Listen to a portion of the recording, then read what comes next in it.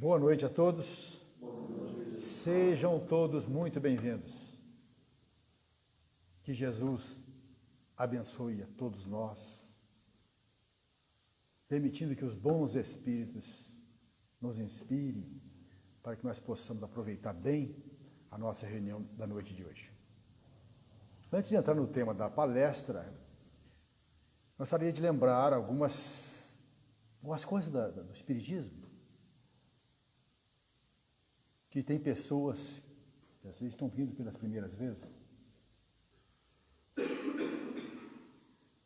Uma coisa que tem que estar sempre na nossa mente, gosto de repetir sempre. Nós somos espíritos imortais. Isso tem que ficar na nossa mente. Nós já reencarnamos centenas, talvez milhares de vezes. E como reencarnamos muitas vezes, imaginem quantas pessoas nós convivemos, quantos pais nós tivemos, quantas mães, quantos irmãos, quantos parentes nós já tivemos, quantos amigos nós fizemos, quantos inimigos nós fizemos, quanta coisa boa nós fizemos e aprendemos, e quantas falcatruas, quantas coisas erradas, quanto prejuízo nós proporcionamos às pessoas com quem nós convivemos. Então, isso é certo. Nós temos uma multidão de amigos do outro lado, torcendo por nós. São as chamadas testemunhas que o apóstolo Paulo fala, que os nossos atos são vistos por nuvens de testemunhas. E esses amigos estão torcendo por nós, estão sempre interessados na nossa evolução espiritual. Como também temos os adversários do passado, que se tiverem oportunidade a nos prejudicar, vão prejudicar. Muitos ainda não despertaram, guardam mágoa, guardam ressentimentos. E o carro-chefe da doutrina espírita o pilar principal dela chama-se reencarnação. Então, com a reencarnação, tudo se explica. Por que as pessoas são diferentes? Por que uns nascem com saúde, outros doentes? Por que uns tão bondosos, outros com tanta maldade? Então, a reencarnação, ela dá sentido para a nossa vida. E nós aprendemos no Espiritismo que tudo que nós fazemos tem consequências. As nossas escolhas têm consequências. Hoje nós estamos vivenciando o que nós plantamos ontem, mas hoje estamos semeando o que nós vamos colher amanhã. Então, o que nós estamos fazendo hoje aqui, nessa reencarnação, nessa grande oportunidade que Deus nos deu, vai ter consequências quando nós voltarmos para o outro lado. E também para a nossa próxima encarnação. Por isso que é preciosa a oportunidade. A gente não pode se desviar. A gente tem que se esforçar. Nós não somos perfeitos, mas temos que nos esforçar. E sem esforço, a gente não evolui. A gente sempre fala aqui no Espiritismo, né, a respeito do sofrimento humano. E no livro O Evangelho segundo o Espiritismo, tem um capítulo que ele é dedicado a isso. É o capítulo 5. É o maior capítulo do Evangelho segundo o Espiritismo. Nesse capítulo, se não me falha a memória, ele tem 31 itens. Então ele fala das nossas aflições. Ele fala das causas das nossas aflições. Das causas anteriores a essa vida e causas dessa vida. E a maioria dos nossos sofrimentos nessa encarnação são decorrentes das escolhas feitas nessa vida. Aquelas que não têm explicação, nós não encontramos explicação nessa vida, está em vidas passadas. Por que nós nascemos cegos? Por que nós nascemos paralíticos? Por que nós nascemos gago? que nós nascemos mudos, surdos, cegos, ou com uma doença desde que nascemos? Isso aí é decorrência de vidas passadas. Mas a grande maioria é dessa vida. Então eu escolhi hoje o título do tema hoje é o Sublime Aguilhão. O que é aguilhão? Aguilhão, para a gente se clarear, por exemplo, o ferrão da abelha chama-se aguilhão. O ferrão do marimbondo é um aguilhão. E a finalidade desse aguilhão, o que é? É cutucar, é despertar. Então, a dor na nossa vida, ela é um aguilhão. É a busca de despertar. Tem um companheiro nosso de doutrina que escreveu um livro a respeito disso. Então, ele começa o livro fazendo uma terapia de grupo. Ele reúne ali várias pessoas, todas elas em sofrimento. E todo mundo quer se livrar do sofrimento. Ninguém gosta de sofrer. Ninguém gosta.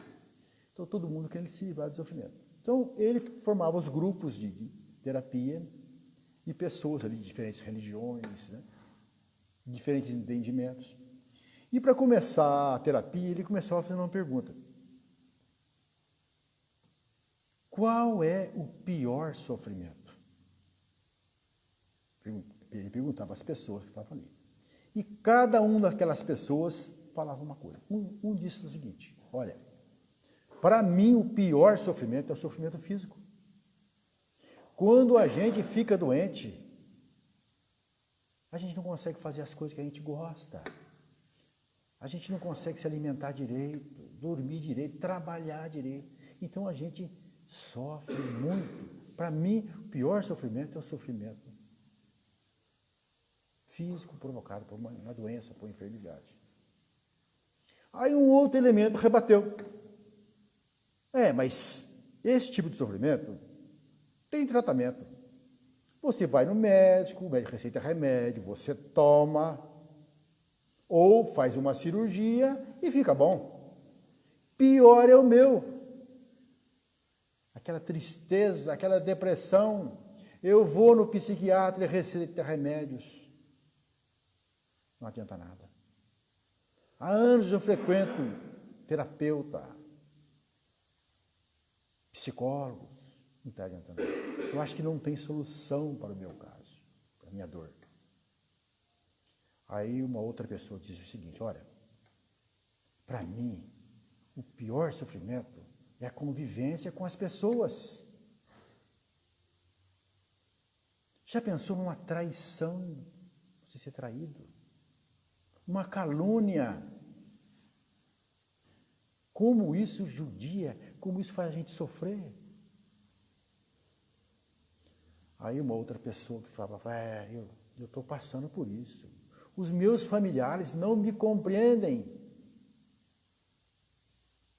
Me tratam com desconsideração. Tem hora que eu acho que é melhor morrer, porque essa ingratidão vem de um filho. Então vejam, cada um ponto de vista a respeito qual é o pior sofrimento.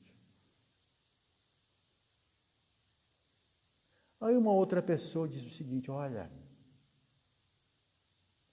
qual é a razão desse sofrimento? Por que a gente passa por isso? Aí uma pessoa disse: olha, eu conheço uma família que tiveram um casal de filhos, 2 rapazes, gêmeos. Um deles, um rapaz esquisito, taciturno, conversa pouco, não se relaciona. Já tentou suicídio 3 vezes e o outro não. Aí um outro falou assim: pois é, eu acho que isso aí deve ter alguma coisa, espírito do mal, que ataca as pessoas e a pessoa entra naquela fase e entra em depressão. Eu acho que é coisa de espírito. Aí um cara: esse negócio de espírito, isso não existe. A ciência já provou que isso aí não é possível, isso não existe. Aí uma outra pessoa que estava ali, olha, se isso não existe, eu tenho que ser internada. Porque eu vejo o espírito na minha casa todo dia. Aí de repente o outro fala assim, pois é, eu, quando fui jovem, tive um namorado e ele me engravidou. E por causa do preconceito, medo do meu pai, da família, eu, com 3 meses de gravidez, eu fiz um aborto. E depois disso, toquei a minha vida normal, conheci uma outra pessoa, me casei e faz 10 anos que eu estou tentando engravidar e não consigo. Não é o meu marido, é comigo. Eu acho que Deus está me castigando. Então veja a ideia das pessoas a respeito do sofrimento. Uns acham que Deus se castiga. Outros acham que são espíritos que influenciam. Outros acham que não. Outra pessoa lá falou assim, olha, eu acho que não. Eu acho que esse problema de relacionamento é a criação. Às vezes o pai e a mãe mimam muito a criança, quando ela vai relacionar com a outra, dá problema. Então, as pessoas têm um monte de ponto de vista a respeito do sofrimento humano. Será que Jesus falou alguma coisa a respeito? O porquê do sofrimento humano? E por que as pessoas têm que sofrer? Por que as pessoas passam por sofrimento? Será que não tem jeito da humanidade se livrar do sofrimento? Então, exatamente isso que é o assunto da noite de hoje. O título da palestra, o bendito aguilhão. Dor, o bendito aguilhão. Então eu vou ler uma história contada pelo Espírito Irmão X. É um diálogo de Jesus. Jesus ele fazia as pregações dele na beira da praia, nas praças, nas fraldas dos montes, né? Mas chegava a noite e ele reunia com os apóstolos, quase sempre na casa de Pedro, na casa da sogra de Pedro. E ele aproveitava todo momento, porque afinal de contas Jesus só conviveu aqui com as pessoas, pregando o evangelho, 3 anos. Então olha quanta coisa ele fez em 3 anos. Chegou a ter uma situação em que Jesus curou, num momento só, 10 leprosos. Imagine uma pessoa, um leproso, uma pessoa naquela época, com os dedos caindo, com as orelhas, com o nariz, né? O corpo cheio de chagas. E de repente, aquela pessoa, a pele começa a transmutar, e de repente aquela pessoa se limpar e voltar a ter uma pele perfeita de um momento para outro. Imagine isso, uma cura de um leproso, uma coisa fantástica. Fico imaginando a cena daquelas pessoas todas afetadas e depois todos limpos, né? E nessa cura dos 10, somente um voltou para agradecer, né? Mas então, será que Jesus falou? Então vamos ver nessa historinha contada pelo irmão X, nós vamos falando. Está no livro Contos e Apólogos, do Espírito Irmão X. Eu já falei semana passada quem é o irmão X. Mas só para relembrar, o irmão X é um pseudônimo de um espírito cujo nome correto é Humberto de Campos. O Humberto de Campos foi jornalista, foi crítico literário e foi membro da Academia Brasileira de Letras. Depois que ele desencarnou, ele virou um repórter do lado de lá e começou a mandar mensagens. E o Chico recebeu 8 livros deles, livro de pequenos contos, de pequenas histórias, ocorrido aqui na Terra e também do lado de lá. Então vamos ler a história.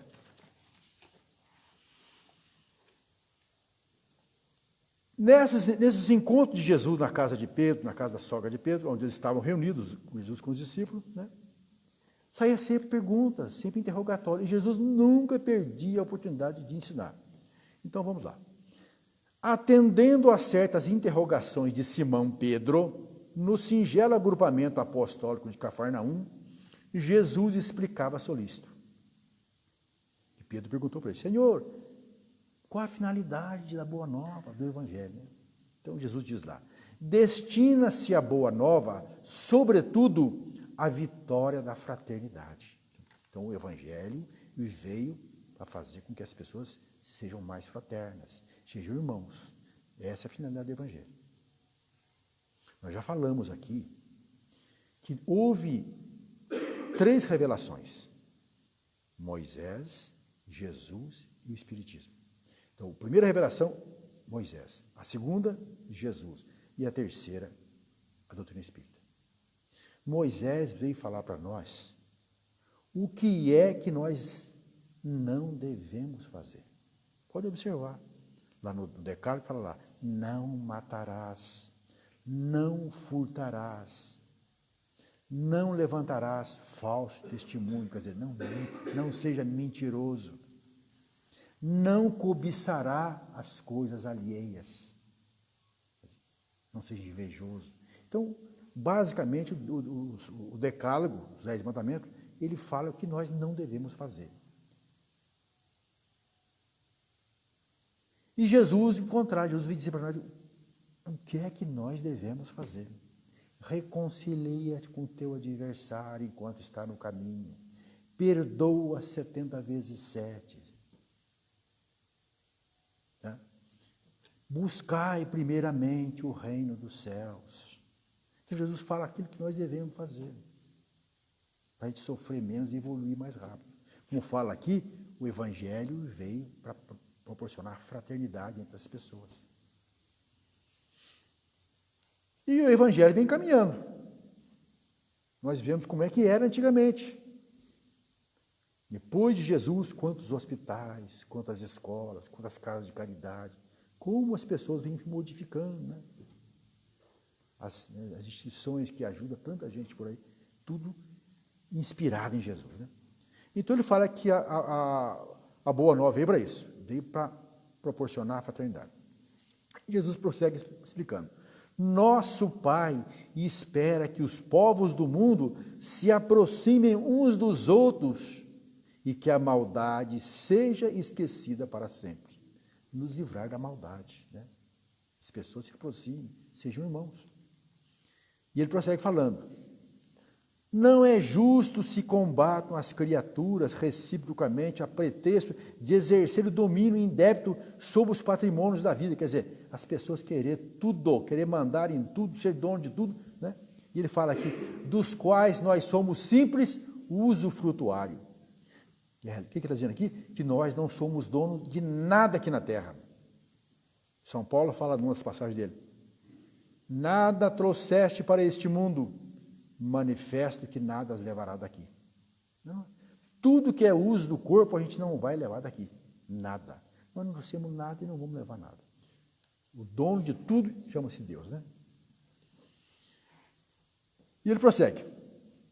Operemos assim contra a inveja que ateia o incêndio da cobiça. É verdade, gente. Por que as pessoas assaltam?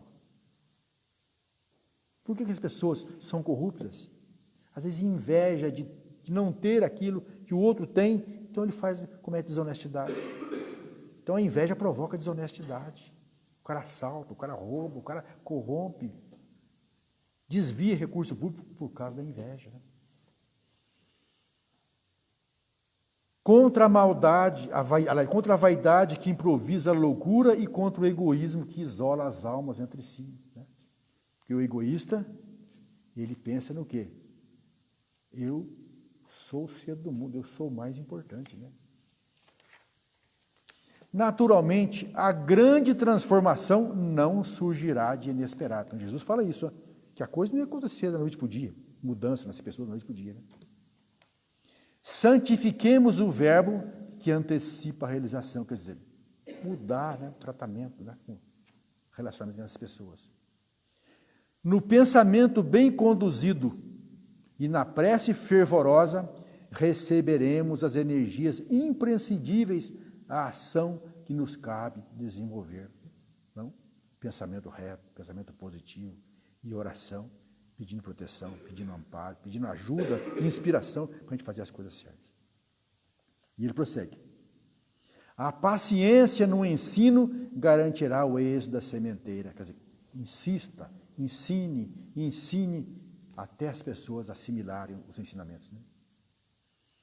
A esperança fiel alcançará o reino divino. E a nossa palavra, aliada ao amor que auxilia, estabelecerá o império da infinita bondade sobre o mundo inteiro. Aquilo que o apóstolo Tiago fala, né? A fé sem obras é morta. Falar é muito fácil. Né? Então, a fé sem obra é morta. Tem que se botar em fazer alguma coisa, né? Só falar não adianta. Há sombras e moléstias por toda parte, como se a existência na terra fosse uma corrente de águas viciadas.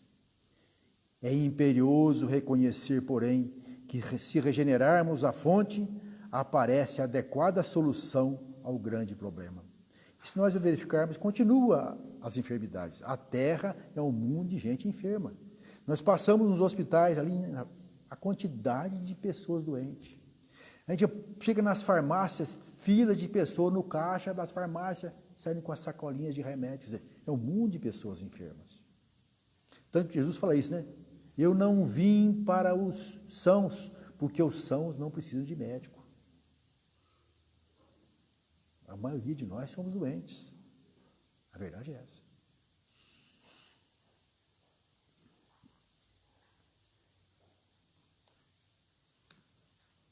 Então ele fala, sombras e moléstia por toda parte, como se a existência na terra fosse uma corrente de águas viciadas.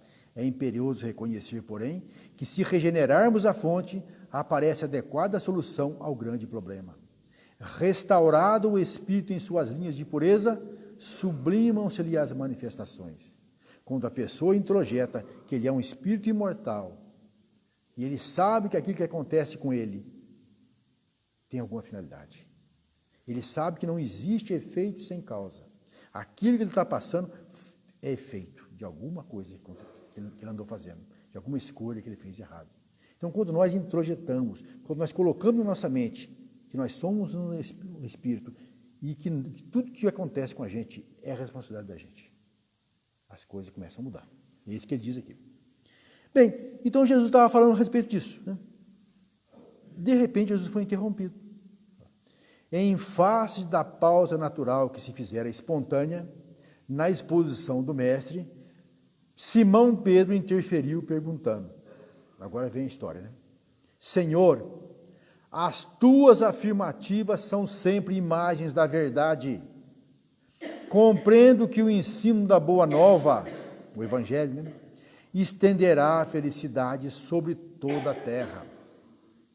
No entanto, não concordas, mestre, que as enfermidades são terríveis flagelos para a criatura? E se curássemos todas as doenças? Se proporcionássemos duradouro alívio a quantos padecem a aflição do corpo? Não acreditas que assim instalaríamos bases mais seguras ao reino de Deus? O que ele está dizendo aqui? Senhor, e se nós curarmos as pessoas? Porque a gente sabe, aonde surge uma pessoa com fama de curador, um médium curador, as pessoas vão atrás, seja de qualquer religião, seja um pastor que cura, um padre que cura, as pessoas vão atrás, que todo mundo quer se curar. Olha, visto o João de Deus, quantas pessoas iam atrás daquele cara lá em Goiás? Daqui de Porto Alegre, quantas pessoas foram? Médico curador. Né? Então Jesus era muito procurado. Onde Jesus estava, as pessoas enfermas iam. A gente pega o Evangelho, quantos casos de curas de pessoas que insistiram, foram curadas por Jesus, paralíticos, cegos, e quantas pessoas. Né? Então Pedro fala, Senhor, e se nós curássemos as pessoas primeiro, antes de fazer as pregações? Não seria muito mais fácil a gente estabelecer esse reino dos céus mais rápido? Né? E aí outros apóstolos também entraram na conversa. E Felipe ajuntou algo tímido. Grande realidade. Não é fácil concentrar as ideias no alto quando o sofrimento físico nos incomoda. É quase impossível meditar nos problemas da alma se a carne permanece abatida de achaques. Quer dizer, então, Felipe ajudou, deu uma força, né? É difícil, é quase impossível a pessoa assimilar os ensinamentos sofrendo, sentindo dor. Outros apóstolos, né, se exprimiram apoiando o plano de proteção integral dos sofredores. Jesus deixou que a serenidade reinasse de novo e, louvando a piedade dos discípulos, comunicou que no dia imediato, a título de experiência, todos os enfermos seriam curados antes da pregação. Então Jesus falou, é isso que você queria fazer? Então vamos ver a experiência disso. Bom, com efeito, no outro dia, desde manhãzinha, o médico das almas, acolitado pelos apóstolos, impôs suas milagrosas mãos sobre os doentes de todos os matizes. As pessoas chegavam lá doentes, Jesus impunha as mãos. No curso de algumas horas, foram curados, libertados, mais de 100 prisioneiros da sarna, do cancro, do reumatismo, da paralisia, da cegueira, da obsessão. Todos que subiam falar com o mestre impunha a mão, curava. Os enfermos penetravam o gabinete improvisado ao ar livre, com manifesta expressão de abatimento, estavam sofridos, né? E voltavam jubilosos, alegres, curados. Né? Quem que não fica alegre, né? De repente, voltar a enxergar, voltar a andar, voltar a ter saúde, né? Chegava lá, o mestre impunha a mão e eles voltavam tudo alegre. Tão logo reapareciam de olhar fulgurante, restituídos a alegria, a tranquilidade ao movimento, formulava Pedro o convite fraterno para o banquete de verdade e luz. Pedro fazia um convite, fica aí. O mestre, em breves instantes, vai falar com respeito à beleza da eternidade e à glória do infinito. Demonstrará o amor e a sabedoria do Pai e descortinará horizontes divinos da renovação. Desvendará segredos do céu para que o povo trace luminoso caminho de elevação e aperfeiçoamento da terra. Então, Pedro falava, fica aí que Jesus vai falar tudo isso. Os alegres beneficiados, contudo, se afastavam céleres, em frases apressadas de agradecimentos e desculpa. Declaravam-se alguns ansiosamente esperados no ambiente doméstico, e outros se afirmavam interessados em retomar certas ocupações vulgares com urgência. Então todos davam desculpa, não vou poder ficar, porque eu tenho visita em casa. Eu estou com uma vaca atolada lá, preciso desatolar ela, senão ela morre. A minha mulher está doente. Meu comércio, eu tenho que ir lá substituir o fulano. Então todos inventavam desculpa e vazavam. Estava curado. Com a cura do último feridento, a vasta margem do lago contava apenas com a presença do Senhor e dos 12 discípulos. Só ficou Jesus e os 12 discípulos. Desagradável silêncio baixou sobre a reduzida assembleia. O pescador de Cafarnaum, caso Pedro, né, endereçou o significativo olhar de tristeza e desapontamento ao mestre. Mas o Cristo falou compassivo. Pedro, estuda a experiência de hoje e guarda a lição. Nós devemos aliviar a dor, mas não nos esqueçamos de que o sofrimento é criação do próprio homem. Escolha do homem, né? Ajudando a esclarecer-se para a vida mais alta. Então o homem cria o sofrimento, mas esse sofrimento vai fazer com que o homem aprenda. É através do sofrimento que nós aprendemos, gente.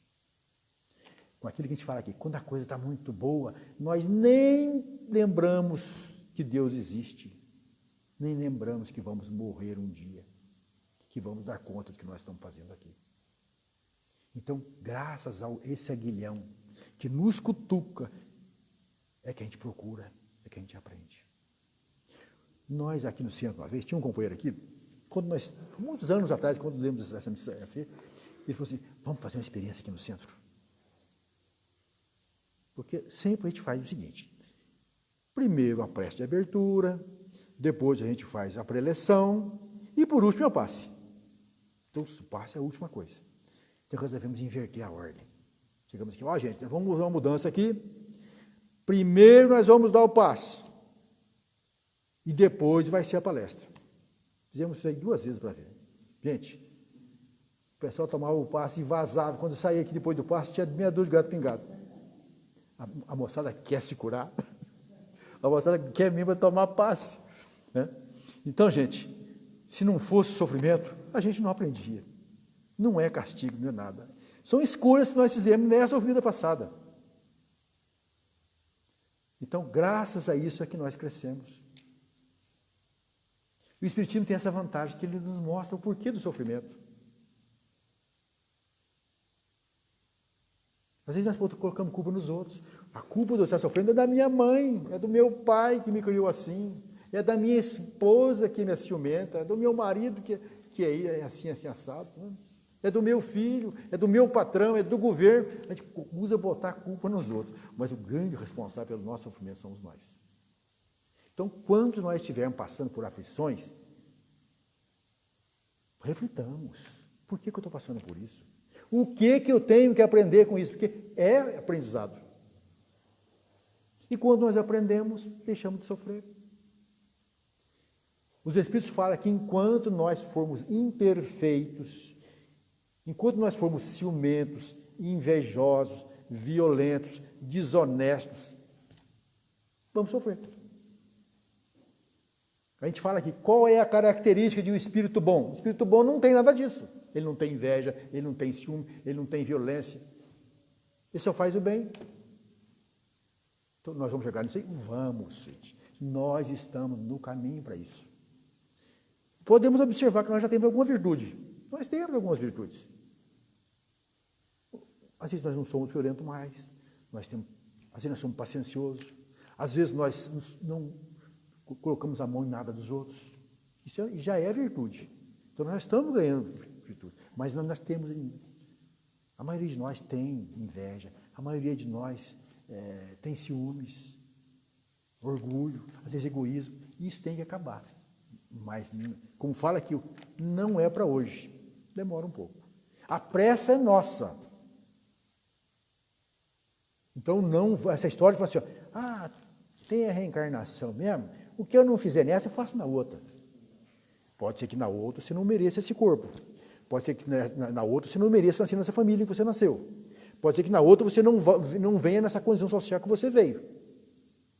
Você pode vir num corpo mais enfermo, nascer num local infecto, miserável, por coisas que você podia corrigir agora. Então não venha com essa desculpa de dizer, olha, vamos deixar para depois. Isso é que a coisa que mais derrota a gente é a preguiça. Então, o que nós pudermos fazer hoje, vamos fazer hoje. Sofrimento não é castigo de Deus, é semeadura nossa. As nossas imperfeições que provocam sofrimento. Então, se a gente aprender a ter paciência, a ser tolerante, a ser mais caridoso, a ser mais fraterno, a ser mais honesto, nós vamos sofrer menos. E é isso, o Evangelho veio para isso.